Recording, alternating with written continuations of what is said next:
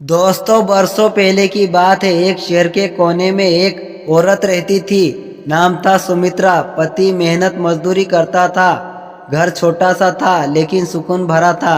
एक ही सपना था कि बेटा पढ़ लिख जाए और कभी किसी के आगे हाथ ना फैलाना पड़े। लेकिन जिंदगी को जैसा सपना मंजूर ही नहीं था। एक रात पति का काम से लौटते हुए हादसे का शिकार हो गया और सुबह होने से पहले ही सुमित्रा विधवा हो गई।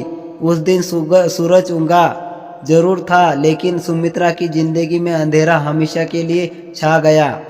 पड़ोसियों ने तो 2 दिन आंसू बहाए और फिर सब अपनी जिंदगी में लौट गए। दोस्तों, लेकिन सुमित्रा के लिए हर दिन नई लड़ाई बन गई। घर चलाने के लिए दूसरों के घर बर्तन मारना शुरू किया, लेकिन किस्मत ने वहां भी चैन नहीं लेने दिया। बेटा बार बार बीमार पड़ने लगा। डॉक्टर की दवाई के पैसे नहीं थे। कई रातें उसने बेटे को सीने से लगाकर बिना खाना खाए काट दी। एक सुबह जब बेटा तेज बुखार में तड़प रहा था, सुमित्रा ने उसे लेकर मंदिर पहुंची, लेकिन वहां भी ताला लगा था। टूटे मन से वहां बाहर बैठ गई।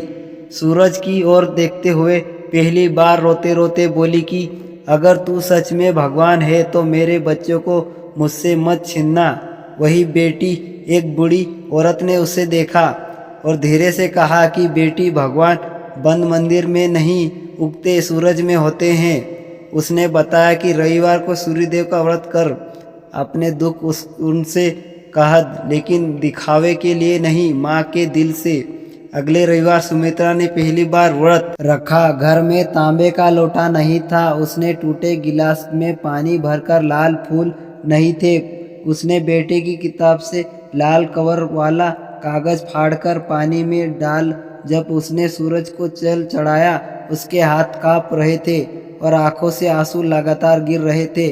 उसने कई मंत्र नहीं बोला, बस यही कहा कि अगर मेरा नसीब दुखी है तो रहने दे, लेकिन मेरे बच्चों को मुझसे छीनना। उसे दिन उसने कुछ नहीं खाया और शाम को बेटे के माथे पर हाथ रखकर चुपचाप बैठी रही।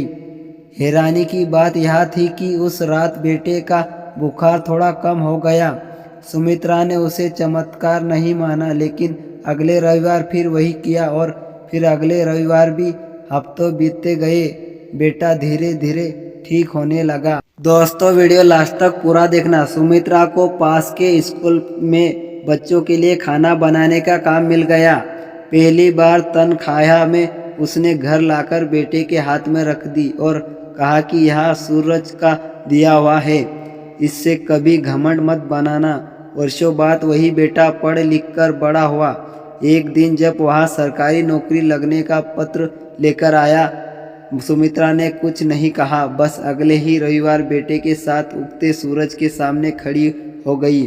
उसके चेहरे पर आंसू थे, लेकिन इस बार दुख के नहीं, भरोसे के। वह जान चुकी थी कि जब इंसान सब हार जाता है तब हर दिन बिना कुछ मांगे रोशनी देता है, वही सच्चा भगवान होता है। दोस्तों, वीडियो पसंद आए तो चैनल को सब्सक्राइब जरूर करें। धन्यवाद।